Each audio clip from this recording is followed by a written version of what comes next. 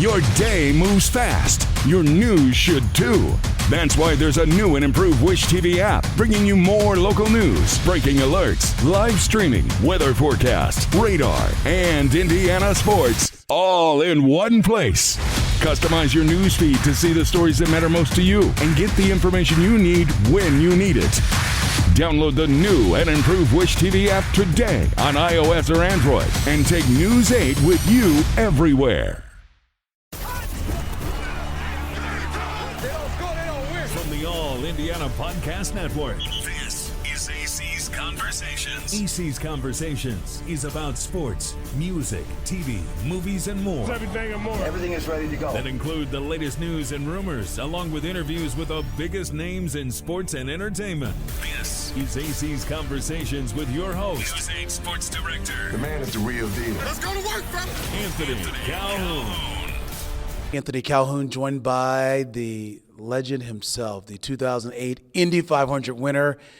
Year 25 in the series. I'm sorry to throw all these old numbers to you, if you will, but man, what I look at it is like this. Hey, what a career, and you're still taking care of business. My goodness. Yeah, last year was definitely up and down, but yeah, 25th year. It only feels like 4 or 5 years. It's weird. The media day, that feels like 25 years. I'm doing media days, but no, it's been tremendous so far, and obviously we're trying to build on that, trying to go for a 7th championship this year, and another win at the 500 would be amazing. But I'm so lucky to be in the position I am, man, and get to do what I really love. Yeah, and here we are at media day for the IndyCar Series coming up for the 2025 season.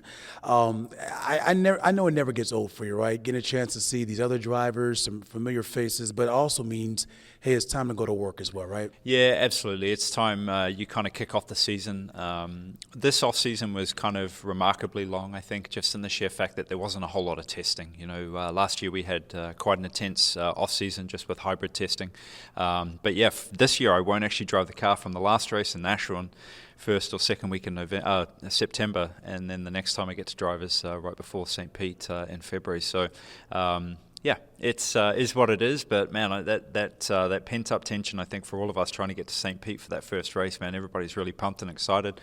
Obviously, a ton of new faces with the series. Obviously some drivers have switched teams as well, but it's great to see the young talent coming through. Yeah, and you talk about the young talent and all these new faces. We know one thing's for sure, just like last year and prior years before then, it's going to be so competitive. As a veteran driver like yourself, I'm sure you welcome that, right? Absolutely. I think competition is what drives most of us. I think whether it's from the team front or the team personnel, but to the drivers as well. So, this year will be no different. I think last year was pretty exceptional, just with how tight it was, especially with, maybe 4 races to go. It was extremely tight in the championship. On our side, we definitely had a rough last part to the season. We led the first half part of the year, which was tremendous. But, as soon as you miss anything nowadays, you're out, man. You're out the back. And, well, your teammate and Alex Palou, what he's been able to accomplish with 3 series titles in the past 4 years. You've been around this game for a long time, and we know he's becoming a veteran now from the time he's done this. But to see him and have him as a teammate, what does that mean to you? And just see how far he's come and just how effective he's been on the track. Yeah, it's been huge. Obviously a massive congrats, I think, to him and the 10-car side. And them as a team have done a really good job of, just maximizing everything. Whether it's a bad day or, an issue in qualifying, they're still able to bounce back and capture a 4th or 5th or even a close to a win, out of a bad draw. So, for them, they are the team to beat. They have been obviously going back-to-back. It's been a little while since probably Dario, I think, Franchitti, that went back-to-back championships. So kudos to them, but they've got the target on their back, man. Everybody's coming for them. Even myself, I can see how they do it. I know how they do it. Yeah. But all of us just want to beat them, man. So we'll be trying to do our best. Well, we know last May you came so close to winning your second Indy 500. We know the appreciation like yourself and other drivers have for the month of May, but how do you try not to get so focused on that month and really start to take care of business the first 3 weeks when you talk about St. Pete?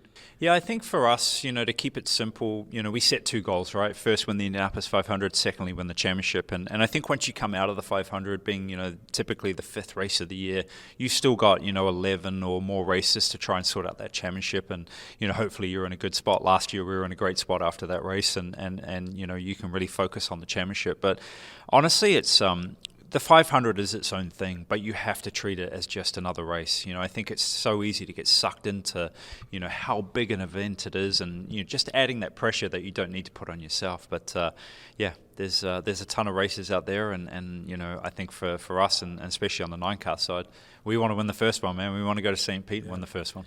Well, you've done it all. 6 series championships for yourself, 25 years in the business of just doing it, and so consistent time and time again. And I asked your friend Graham Rahal this. He's getting ready for his 18th season, and we kind of talk about the R word, and he was like, no, not me at all. But as for yourself, I mean, where are you personally as far as your love for the sport, and just how long do you think you can continue to do this?